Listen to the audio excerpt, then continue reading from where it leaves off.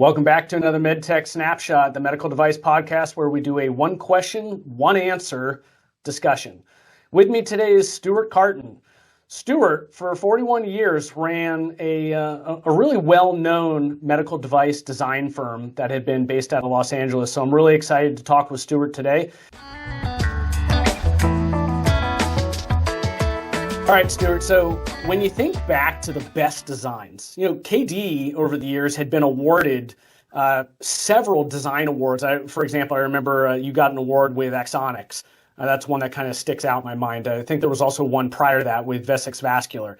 And I know you'd probably received many other awards, but the reason I bring that up is because you've been there and you've done that. And so you obviously understand what it takes to really bring good design to the forefront in the device industry here. So can you share with us, what is it about that approach? What's the secret sauce there in coming up with great design as we bring our products to the market? Yeah, I think the most simplistic way to look at it is basically there's kind of a user experience pyramid. And, at the bottom of that pyramid is reliability and usability. And then there's kind of a chasm that goes to the next level. And the next level is it a convenient experience? Next up is it actually enjoyable? And then is it actually significant? And that chasm between convenient and usable is where designers really come in. And the ultimate goal to get to significant is to connect with people on an emotional level. You're asking them to do some additional task or new work, and in some cases they're actually, dealing with their sickness or illness. And it's really important to make sure that this fits with their habits and ceremonies as they go through their daily life, including clinicians as well, because they're all showing up having amazing experiences with devices like from Apple and all other companies.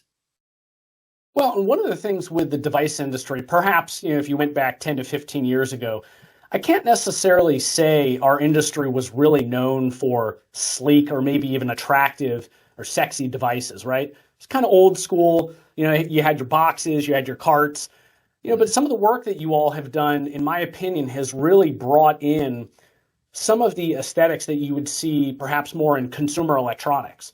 So can you share with us, why did you all take that approach? What was the outcome there?